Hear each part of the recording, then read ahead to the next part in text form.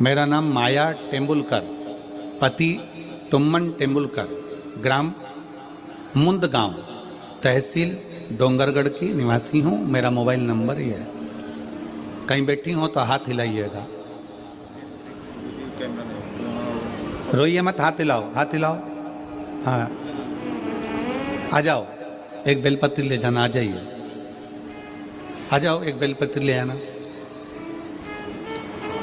एक लोटे जल का मैं क्या वर्णन करूं गुरुदेव। पशुपति व्रत, आंकड़े की जड़ एवं सारे किए हुए नियम व्यर्थ नहीं जाते। सारे किए हुए नियम व्यर्थ नहीं जाते। भोले बाबा की महिमा का क्या बखान करूं गुरुदेव। मेरी शादी 17 साल हो गए थे, गोदी सुनी थी। जिस नारी का रजो धर्म नहीं आता उस नारी का गर्भ नहीं ठहरता गुरुदेव। पत्र को पढ़िएगा। जिस नारी का रजो धर्म नहीं आता उस नारी का गर्भ नहीं ठहरता। वैसा ही मेरा भी रजो धर्म था, आता ही नहीं था। उस बहन ने अपनी मन की व्यथा जो लिखी उसमें एक बात बड़ी विचित्र लिखी है कि शादी होने के बाद लोग ये नहीं पूछते कि तुम्हारी जमीन कितनी है, जायदाद कितनी है।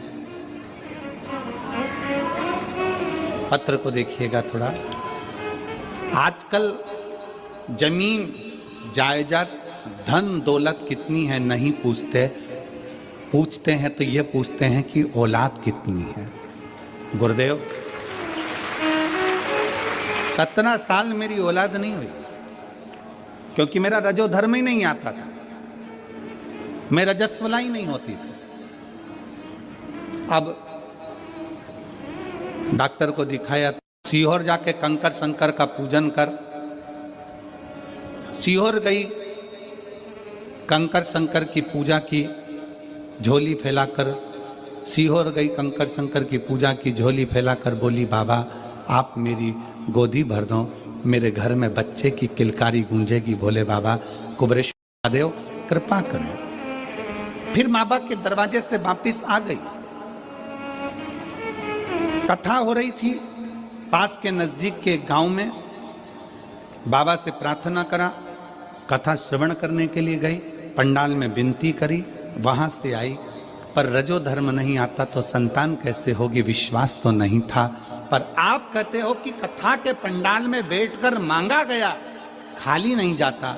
वहां से आने के बाद बाबा को प्रणाम कर कर आई और 4 महीने के बाद गर्भ ठहर गया। 4 महीने के बाद गर्भ ठहरा। बाबा की कृपा का मैं क्या गुणगान करूं गुरुदेव। 26/8/2024 को मेरे घर में 17 साल के बाद संतान का जन्म हो गया। Shop on RGO.